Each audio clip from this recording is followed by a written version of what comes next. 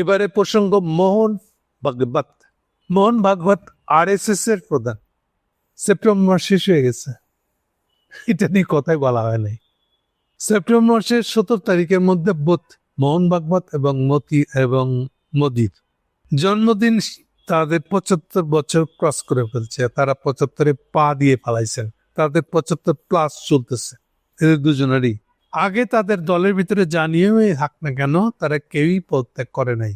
এটা যে করবে না সেটা আন্দাজ করে মোহন ভাগবত আগে, ধরেন বোধহয় 20 দিন আগে NDTV-তে একটা সাক্ষাৎকে দিয়ে বলেছিলেন, না আমি তো কাউকে পদত্যাগ করতে বলি নাই, কে পদত্যাগ করবে কি না এটা তো তার ব্যাপার, 75 বছর হয়ে গেলে পদত্যাগ করবে কিনা এটা তো তার ব্যাপার। মানে উনি বলতে চাচ্ছেন যে এরকম একটা নিয়ম যারা করছিল তারাই যদি এটা না মানে আমি কি করব, কিন্তু আমি কি করব মানে মোহন ভাগবত কি করবেন ওটা উনি বলে দিচ্ছিলেন, বুঝাই দিয়েছিলেন যে এভাবে যদি মোদি থেকে যায় তাহলে আমিও থেকে যাব। অর্থাৎ উনিও যদি 75 না মানেন, 75 বয়সের সীমা, তাহলে আমিও মানব না। তার কয়েকদিন পরে মানে গত মাসের শেষের দিকে ইন্ডিয়ান প্রতিরক্ষা মন্ত্রী, অরিজিনালি ছিলেন আসলে ভাগবতদের দলের, কিন্তু শেষের দিকে উনি 3 পর্বের মোদীর সরকারের সাথেই এই প্রতিরক্ষা মন্ত্রী আছেন। তাকে দিয়ে মোদি বলা লাগছিল যে মোদি তো আগামী ইলেকশন বোধহয় ওদের 24-5-29, 2029-এ শুধু না 34-এর যে ইলেকশন, অর্থাৎ নেক্সট আরো যে 2টা ইলেকশন, এই 2টা ইলেকশনেই মোদি প্রার্থী থাকবেন। মোদি ততদিন বাঁচে কিনা, ইন্ডিয়ান রাজনীতি কোন দিকে যায় এগুলো পরোয়া না করেই তিনি দাবি করেছেন। মানে উনি বলতে যাচ্ছেন এই 75 ইস্যুটা মোদির বেলায় খাটবে না, এটা বিজেপি সিদ্ধান্ত। তাহলে এর পরিণতি কি হবে? এখন পরিণতি হবে এটাই, এটা আমার প্রেডিকশন দেখতে পাচ্ছি আমি, বলতে পারেন। আপনারা অনেকে খেয়াল করেন না, 24 সালে ওদের যে ইলেকশনটা হয়েছিল, এই ইলেকশন থেকে এই ভাগাভাগিটা, এই বিভেদটা, বিজেপি RSS এর ঝগড়াটা তীব্র হয়েছিল, এত তীব্র যে ইলেকশনে RSS এর যে প্রত্যেক জেলায় তাদের মতন করে তাদের সংগঠন তৎপরতা যা আছে, সেই সংগঠনগুলো, যেমন ধরেন যে উত্তরপ্রদেশে তাদের কমিটি আছে, তারা কেউ উত্তরপ্রদেশের ইলেকশনে বিজেপির ক্যান্ডিডেট পক্ষে ক্যাম্পেইন করে নাই। এরকম কলকাতার বিজেপি কলকাতার RSS এর সমর্থন পায় নাই। এইভাবেই জিনিসটা চলেছে। এই জন্য কলকাতার RSS সাথে যুক্ত লোক হলো এই গোবিন্দ পরামানিক মোদিকে বিরোধিতা করতেছে।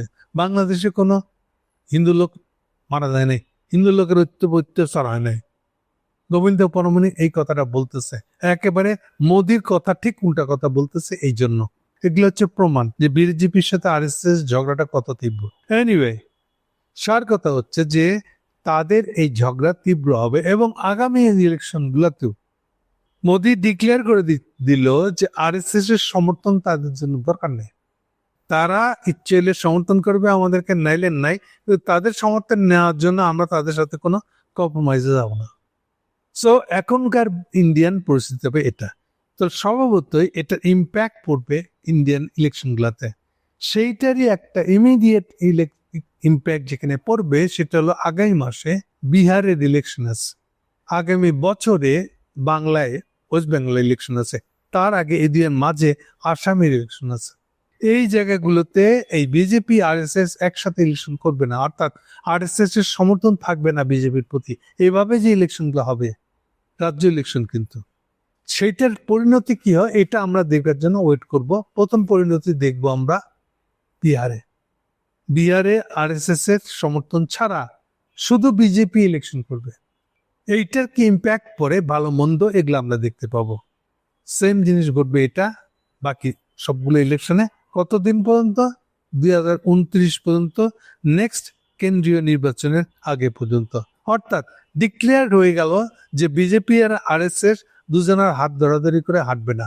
RSS প্রত্যেকটা ইলেকশনে বিজেপিকে যে সমর্থন করে, বিজেপির পক্ষে এলাকার জনমত গড়ে তুলে তাদের প্রভাবাধীন লোকগুলোকে দিয়ে, সেটার হবে না। এনিওয়ে, এটা গেল RSS এর সম্পর্কে, মোহন ভাগবত সম্পর্কে প্রথম অংশে। এবার দ্বিতীয় অংশের দিকটা আসে, এটা ইম্পর্টেন্ট। জেনজি, এই যে বাংলাদেশের চেঞ্জটা হলো, নেপালের চেঞ্জটা হলো, কিছুদিন আগে শ্রীলঙ্কারটা হয়েছে, এগুলো সম্পর্কে মোহন ভাগবত বলতেছে এই জিনিসগুলা এগুলো যে হয় এরকম এরকম হওয়াটা ইন্ডিয়ার জন্য ভালো না। কেন? এর একটা প্রভাব পড়ে ইন্ডিয়ার উপরে। এই প্রভাবটা সবসময় ইন্ডিয়ার পক্ষে যায় এমন না।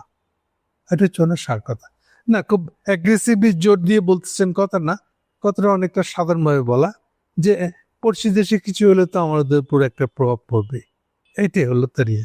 কিন্তু এই কথা বলার ভিতর দিয়ে ঝগড়াটা আবার বাইরে চলে আসছে। যেমন মোহন ভাগবত বলতেছে তাহলেও বৈচিত্র্যের মধ্যে ঐক্য হওয়াটা বলা।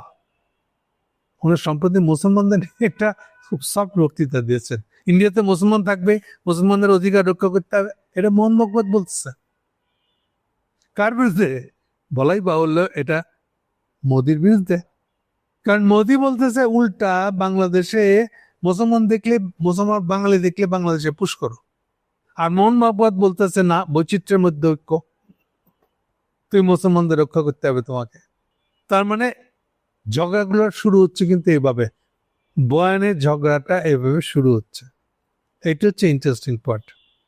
সো বাংলাদেশের চেঞ্জ বা নেপালের চেঞ্জ, এই প্রসঙ্গে মোহন ভাগবতের বক্তব্য, মোদির বক্তব্য এক না। এটি হচ্ছে তাদের মধ্যে যে মতদ্বৈধতা, বড় ধরনের বক্তব্যের ফারাক তৈরি হয়ে যাচ্ছে, এইটা হচ্ছে আমাদের জন্য লক্ষণীয়। এগুলো যেন আমরা খেয়াল রাখি। এগুলোর থেকেই, ইলেকশন থেকেই আগামীতে কি হবে, ইন্ডিয়ার ভাগ্যে কি আসবে সেটা জানা যাবে। এদিকটা আপনারা তাকিয়ে থাকবেন। Thank you.